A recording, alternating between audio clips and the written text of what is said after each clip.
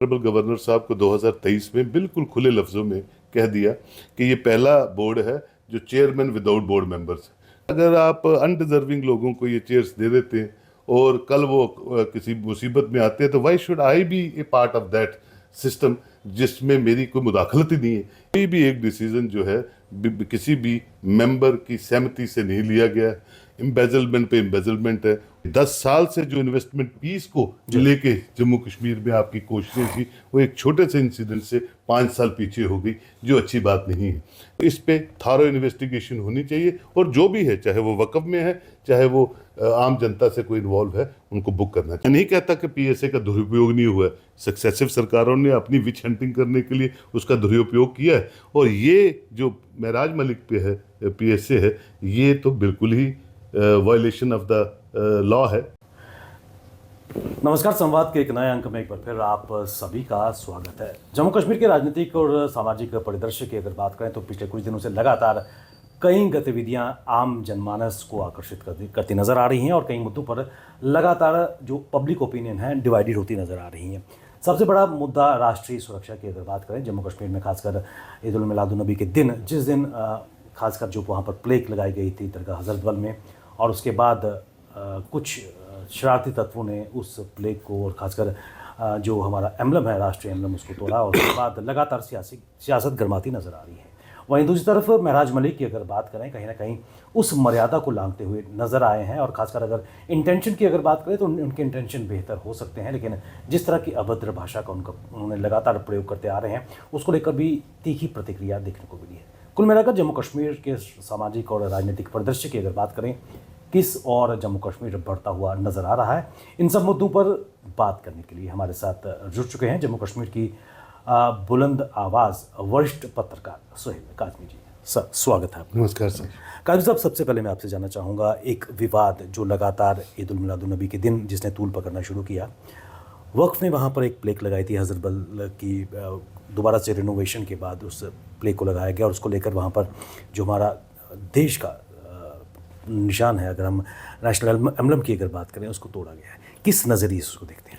देखिए, बड़ा अनफॉर्चुनेट है, पिछले 1-1.5 महीने से जो जम्मू कश्मीर में घटनाएं हो रही हैं, जिस तरह से कि भगवान की तरफ से जो यहाँ कुदरती डिज़ास्टर आप देख रहे हैं, क्लाउड बर्स्ट, बार बार क्लाउड बर्स्ट, और इन सारी घटनाओं में जम्मू कश्मीर में कितना नुकसान हुआ है, जानी माली। एक तो वो, इसका मतलब है भगवान भी जम्मू कश्मीर के साथ कोई खुश नहीं है इतना, जितनी गतिविधियां यहाँ सियासी या दूसरी होती हैं जो कहीं ना कहीं टेम्पर करती हैं खुदा की बनाई हुई इस कायनात को। तो हम हमेशा कहते हैं कि whenever we play with the nature, nature rebounds back. तो ये रिबाउंडिंग बैक चल रहा है। और दूसरा ये है, मैंने तब भी कहा, आज भी कहता हूँ कि पूरी माता वैष्णो देवी श्राइन बोर्ड में आप नीचे से लेके कोल कंडोली माता से लेके ऊपर भवन तक देखिए, धर्मट ट्रस्ट के Jammu the city of temple, जितना 1000 यहाँ मंदिर हैं, उनका अपना एक लोगो है। माता वैष्णो देवी श्राइन बोर्ड का अपना एक लोगो है, और इसी तरह गुरुद्वारा प्रबंधक कमेटी का अपना लोगो है, और औकाफ का भी जब हम मेंबर बने 2022 में, उसका भी हमने एक लोगो बनाया है जो उस प्लेग पे डिस्प्ले है। और उसके साथ साथ ये रिलीजियस मैटर्स हैं, और कश्मीर जो है सूफीज़म के साथ जुड़ा हुआ है, जम्मू मंदिरों की आस्थाओं के साथ जुड़ा हुआ है, लद्दाख करगिल अपनी रख रखाव से जुड़ा हुआ है। तो पहले तो ये प्लेट वहाँ बनती नहीं थी, चलिए बन गई, लगा दी आपने। अब लगा दी आपने, इमीडिएट जिसने भी उसको डिस्टर्ब करने की कोशिश की, उस लोगों को, उस एम्बलम को, आपने उनको बुक कर दिया। तो मैंने पहले दिन ही कह दिया, जो भी सोर्सेज से जो मुझसे बात करते थे, इमीडिएट चेयरपर्सन को प्रेस कॉन्फ्रेंस करने की ज़रूरत नहीं थी। दैट डिस्प्लेस कि उनकी अपनी इंटेंशंस थी कि वो कहीं ना कहीं इसको डिस्टर्ब होता देखना चाहती थी, और वो उन्होंने देखा। अपने किन बॉसेस को उन्होंने खुश करना था मुझे नहीं मालूम है, लेकिन ये कहना एक चुनी चुनाई सरकार पे, यहाँ जो रीजनल पार्टीज जो पार्टिसिपेट करती हैं जम्मू कश्मीर में, कि जो आतंकवाद है वो जंगलों में था, अब शहरों में आ गया, और उस तरह से उनकी अभद्र भाषा जो का इस्तेमाल करना, मैं समझता हूँ लॉ इन्फोर्सिंग एजेंसीज जहाँ जहाँ भी काम करती है, एक सेंटिमेंट्स ये थे कि आपने प्लेग लगाया, दूसरे सेंटिमेंट्स हर्ट हुए कि आपने अशोका स्तंभ को डैमेज किया, तीसरा ये हो गया कि वहाँ अनरेस्ट हो गया, चौथा ये हो गया कि आपने पॉलिटिकल पार्टीज़ को निशाना बना दिया। ये सब काम जो थे पुलिस के थे, एडमिनिस्ट्रेशन के थे, क्योंकि लॉ एंड ऑर्डर जो है ऑनरेबल एलजी के पास है। एलजी स्विफ्ट एक्शन लेते और जो भी इन्वेस्टिगेशन आती है आप थर्ड डे उसकी प्रेस कॉन्फ्रेंस करते कि culprit has been booked and the plaque has been removed, और जो भी ये रोष जो है आगे नहीं बढ़ता। आपने डेलिबरेटली कुछ चीज़ों को अटेम्प्ट करने की कोशिश की है, और भारतीय जनता पार्टी के जितने कदावर नेता मैंने उनसे भी, मेरे साथ जो बात करते मैंने उनसे भी कहा कि 10 साल से जो इन्वेस्टमेंट पीस को लेके जम्मू कश्मीर में आपकी कोशिशें थी वो एक छोटे से इंसिडेंट से 5 साल पीछे हो गई, जो अच्छी बात नहीं है। देखिए, हम सब पीस को कंट्रीब्यूटर हैं, हम अमन अमान को बनाने के लिए काम करते हैं। मैं भी काम करता हूँ as a Muslim, as a शिया, मैं भी कोशिश करता हूँ कि यहाँ बिल्कुल आपसी रवादारी मोहब्बत जो है चलती रहे, बनती रहे। और गवर्नमेंट ऑफ इंडिया ने भी लोगों के दिल जीते 10 सालों में। 11वां साल मोदी जी का है, वो उसकी रिटेलिएशन में आपने देखा 70% पोलिंग, रिकॉर्डेड पोलिंग है, जो पिछले 77 ईयर्स में कभी नहीं हुई। 35-40 साल तो मुझे भी हो गए इस प्रोफेशन में। तो ये इंडिकेट करता है कि आपने इतनी ह्यूज इन्वेस्टमेंट करने के बाद, लोगों के दिल जीतने के बाद, फिर एक ऐसा इंसिडेंट जो है जो नाकाबिले बर्दाश्त है, ना आवाम को, ना सरकार को, ना लॉ इन्फोर्सिंग एजेंसीज को। तो इस पे थारो इन्वेस्टिगेशन होनी चाहिए, और जो भी है, चाहे वो वक्फ में है, चाहे वो आम जनता से कोई इन्वॉल्व है, उनको बुक करना चाहिए। एक इम्पॉर्टेंट चीज़ जो आज जम्मू कश्मीर की जनता परसीव कर रही है, क्या जम्मू कश्मीर में वक्फ बोर्ड में सब ठीक नहीं चल रहा?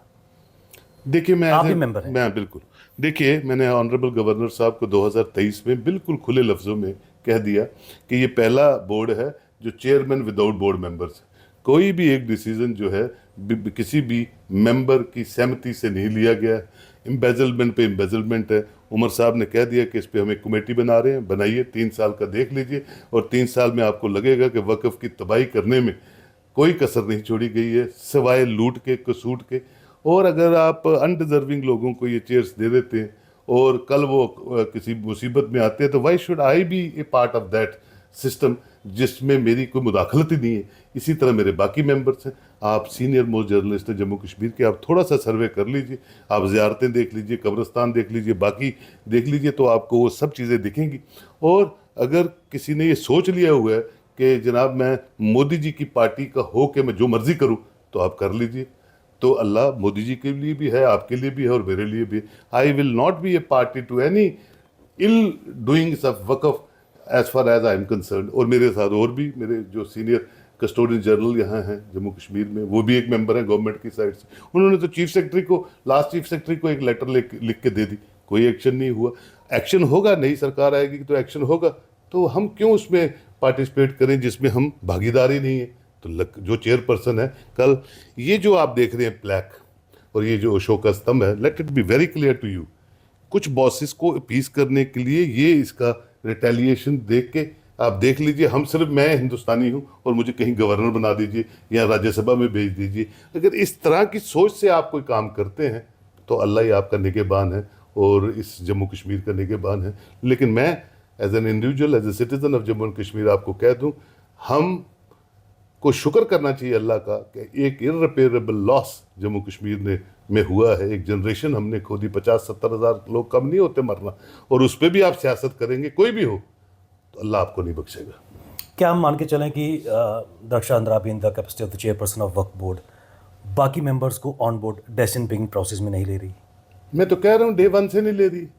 मैं तो 2023 के बाद तो बैठा ही नहीं उनके साथ। मैंने ऑनरेबल गवर्नर साहब को बोल दिया, still I am a member, but I will never sit with that any person who is not understanding the value of her chair और his chair and the dignity of the board members. Why should I sit with him? मेरी तो अपनी एक मुकाम है, अपना एक अल्लाह ने रुतबा दिया हुआ, जैसा भी है, छोटा है बड़ा, why should I cartel down my that dignity in society?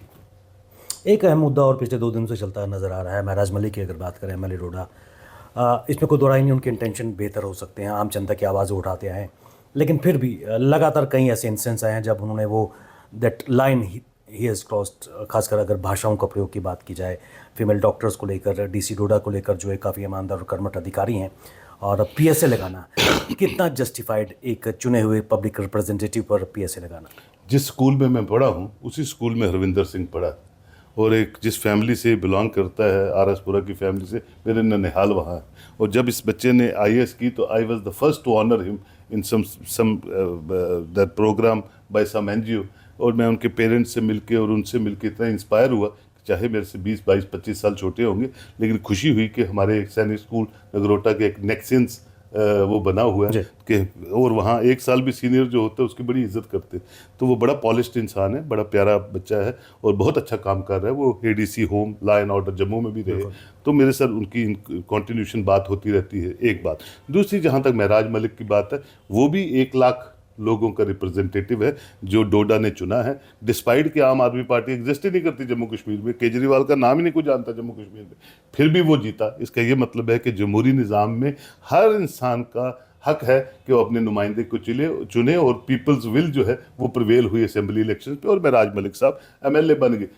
अब मेरे साथ जब वो मिलते हैं तो मैं उनको समझाता हूँ कि थोड़ा सा नरम रहिए, थोड़ा सा ज़बान को उस पर कंट्रोल में रखिए। आपका कहना बिल्कुल वाजिब है, आपका पॉइंट ऑफ व्यू भी बिल्कुल ठीक है, लेकिन आपका तरीक़ाकार बड़ा जो है अजीबोगरीब है, जो हर्ट करता है सेंटिमेंट्स के। चाहे वो एडमिनिस्ट्रेशन में लोग हो, मुफ्ती साहब को गालियाँ निकालता, कभी आज़ाद साहब को निकालता, these are not good things.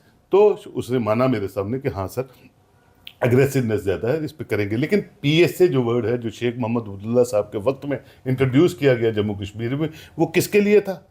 उस वक्त जो फॉरेस्ट लैंड हमारी इंक्रोच हो रही थी, स्टेट लैंड इंक्रोच हो रही थी, बाहर के लोग आके यहाँ खुर्द पुर्द कर रहे थे, तो एक लॉ को इंट्रोड्यूस किया गया जम्मू कश्मीर में कि हमारा तहफ़्फ़ुज़ हो ज़मीनों का और इन सब चीज़ों का, और हमारे लोगों के जो असासे हैं ये डिस्टर्ब ना हो। तो ये लॉ उसके लिए लाया गया। उसके बाद जब उमर साहब आए, उसके बाद अमेंडमेंट ये की गई कि इसमें ये 3-4 तरमीमें की गई, और उन तरमीमों में जो क्रिमिनल है, जो लैंड ग्रैबर है, जो ऑफेंडर है, इन लोगों के लिए PSA का उपयोग जब भी करना हो तो किया गया। मैं नहीं कहता कि PSA का दुरुपयोग नहीं हुआ है, सक्सेसिव सरकारों ने अपनी विच हंटिंग करने के लिए उसका दुरुपयोग किया है, और ये जो महराज मलिक पे है PSA है, ये तो बिल्कुल ही वायलेशन ऑफ द लॉ है, तो ये बनता नहीं। अब वो छूट भी जाएगा, बेलेबल है, 6 महीने साल के अंदर PSA अक्यूज छूट भी जाते हैं, जो हार्डकोर क्रिमिनल्स भी हैं। लेकिन ये है कि ये बनता नहीं है एक पीपल रिप्रेजेंटेटिव को। तो 3 तरह के पावर हाउस जम्मू कश्मीर को चला रहे हैं। एक तो LG साहब जो लॉ एंड ऑर्डर देखते हैं, दूसरा उमर साहब जो कैबिनेट को लीड करते हैं, और तीसरा LOP जो है सुनील शर्मा जी हैं, वो लीड करते हैं LOP होने के नाते भारतीय जनता पार्टी को। तो ये जो सपना मोदी जी ने देखा है 2047 का विकसित भारत का, तो वो विकसित कैसे होगा? वो बिजनेस रूल यहाँ अभी आ नहीं रहे, 11 महीने हो गए सरकार को। तीसरा ये PSA, चौथा ये स्टोन का, तो चीज़ें कॉम्प्लिकेटेड होती जा रही हैं। सुहेल भाई, एक चीज़ मैं और भी जानना चाहूँगा, क्या ये विडंबना नहीं है कि एक केंद्र शासित प्रदेश में 2 तरह के कानून PSA लगाया जाता है महराज मलिक के जो चुने हुए प्रतिनिधि हैं, और ऐसे बड़बोले बयान विक्रम रंधावा के भी सामने देखने को मिले थे, और वैसे ही भाषा MOS डॉक्टर जितेंद्र सिंह के खिलाफ और डिस्ट्रिक्ट मिनरल ऑफिसर के खिलाफ भाषा का प्रयोग किया गया था, लेकिन उन पर कोई इस तरह की कार्रवाई नहीं की गई। एक विक्रम रंधावा नहीं है सर, इस तरह के 2-3 MLA हैं जो सुबह से शाम तक गालियाँ निकालते रहते हैं। अब आप देखिए, जब असेंबली सेशन चल रहा था, मुझे एक दिन जाने का मौका मिला, आप तो रेगुलर कवर कर रहे थे, अंदर असेंबली कुछ और चलती है, असेंबली के बाहर जो है कुछ MLAs ने अपनी असेंबली चलाई होती है, जो सोशल मीडिया के लोगों को बुला के सिर्फ गालियाँ दे रहे। तो साहब, ये एक सिविलाइज्ड मुल्क है, एक सिविलाइज स्टेट है, और एक असेंबली का एक अपना तरीक़ाकार है, उसके एक अपने असूल हैं। कल मैं हैरान हो गया जब स्पीकर की मैं इंटरव्यू सुन रहा था रहीम राथर साहब का, आपके भी दोस्त हैं, मेरे भी दोस्त हैं, सबसे टॉलेस्ट लीडर हैं, 8 बार जीत चुके हैं वो चरारे शरीफ से। वो कह रहे थे कि मेरी कंसेंट में आए ही नहीं, ये तो प्रोरोगेटिव स्पीकर का है कि वो रूल्स के तहत अपने MLA को सस्पेंड करे, टर्मिनेट करे, कुछ देर के लिए मुअत्तल, जो भी रख रखाव है असेंबली का, तो सेक्रेटरीट अपना है, तो उनको तो पता ही नहीं है। तो ये दर्शाता है कि आप कुछ चीज़ों को डिक्टेटरशिप से सिर्फ अपनी सुपरमेसी को बताने के लिए कर रहे हैं। अभी आप कर लेंगे, लेकिन आने वाला वक्त जो है वो मुझे लगता है आपको मुश्किलों में डाल देगा, और फिर लोग डिसाइड करते हैं। आज मैं देख रहा हूँ, कल से डिबेटों पे डिबेट में कर रहा हूँ नेपाल। भाई, नेपाल में हुआ क्या? एक्स प्राइम मिनिस्टर की वाइफ को जला दिया, उसके घर को जला दिया, प्राइम मिनिस्टर को एयरलिफ्ट करके कहीं और ले गए, होम मिनिस्टर ने रिजाइन कर दिया। ऐसा क्या हो गया नेपाल में जो विद इन 72 आवर्स पूरा नेपाल ही जल रहा है? Public outcry. पब्लिक आउटक्राई क्या हुई? बनते बनते बनते बनते लावा करप्शन के अगेंस्ट लोग जो है वो डेमोस्ट्रेट कर रहे हैं, और उसमें मैक्सिमम लोग यूथ है, 20 से 30 साल के बीच के बच्चे जो डेमोस्ट्रेट कर रहे हैं, और पूरे नेपाल को आग लगा दी। अब संभालना मुश्किल हो जाता है। तो मेरी रिक्वेस्ट ये है कि कोई चीज़ें जिनकी हमने अप्रीहेंशन होती है उनको टाइमली अगर आप हील करते हैं, फर्स्ट एड देते हैं, तो नासूर आगे नहीं बढ़ता है, जख्म आगे नहीं चलता। फर्स्ट एड का आपने जिक्र किया और जम्मू कश्मीर खासकर नेचुरल क्लैमिटी से लगातार प्रभावित होता नजर आ रहा है। माननीय प्रधानमंत्री ने कल पंजाब और हिमाचल 1600 और 1500 करोड़ रुपए की इमदाद राशि वहाँ दी है और ये उम्मीद जताई जा रही है कि जम्मू कश्मीर के दौरे पर आएंगे। लेकिन जो यहाँ पर त्रासदी हुई है, चशोती से इसकी शुरुआत हुई है और उसके बाद कठुआ और उधमपुर और फिर जम्मू कश्मीर में लगातार जो तबाही का तांडव देखने को मिला है, क्या आपको लगता नहीं है कि उत्तराखंड, हिमाचल, जम्मू कश्मीर और पंजाब जहाँ जहाँ ये एपिसेंटर्स थे तबाही के, एक प्राकृतिक या फिर नेशनल डिजास्टर घोषित करने की आवश्यकता है और जो कंपनसेशन है तत्काल प्रभाव से देने की आवश्यकता है ताकि लोगों के जख्मों पर कहीं ना कहीं एक मरहम लगाया जा सके? बिल्कुल सर, आप ठीक कहते हैं और इमीडिएट करना चाहिए। और जम्मू कश्मीर में तो उनका फ्यूचर स्टेक पे है, वो तो 50 पार जाने की सोच रहे हैं, तो 50 पार तभी जाएंगे। 28 पार तो हो गए वो, अब 50 पार तभी जाएंगे जब इमीडिएट कुछ करेंगे। अब आप सोचते रहेंगे और नहीं करेंगे तो फिर आपदाएं बढ़ती जाएंगी, मुसीबतें और इकट्ठी होती रहेंगी। तो अगर आपने सोचा है कि जम्मू कश्मीर को हमने उस पॉलिटिकल रणनीति से आगे चलाना है, तो जनाब जम्मू कश्मीर के ये 1-1 करोड़ रुपये दे के, वो तो 4-4 करोड़ उमर अब्दुल्ला ने कर दिया CDF, तो उसमें से 1-1 करोड़ दे के 28 करोड़ से तो रिहेबिलिटेशन नहीं होगी ना।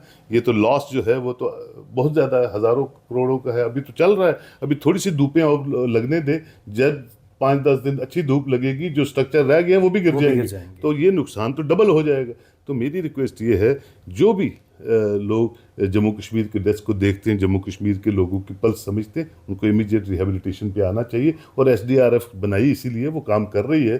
10-10 करोड़ रुपये चीफ मिनिस्टर ने भी डिस्ट्रिक्ट डेवलपमेंट कमिश्नर्स को दे दिया है, लेकिन नुकसान बहुत ज़्यादा है और वो नुकसान जो है असेस करके इमीडिएटली उसको अनाउंस करना चाहिए। अब क्यों नहीं अनाउंस कर रहे हैं मुझे नहीं पता, उसमें भी कोई सियासत होगी, यहाँ के कोई एडवाइज़र उनको बताते होंगे कि किस टाइम पे क्या करना है, तो उससे काम जो है ठीक नहीं होगा। ऐसे डिज़ास्टर में इमीडिएट आपको अनाउंसमेंट्स करनी चाहिए। काजी साहब, आपने अपना कीमती समय निकाला, हमारे कार्यक्रम में आए और महत्वपूर्ण जानकारी जम्मू कश्मीर के राजनीतिक और सामाजिक परिदृश्य पर डाली। आपका बहुत thank you very much sir.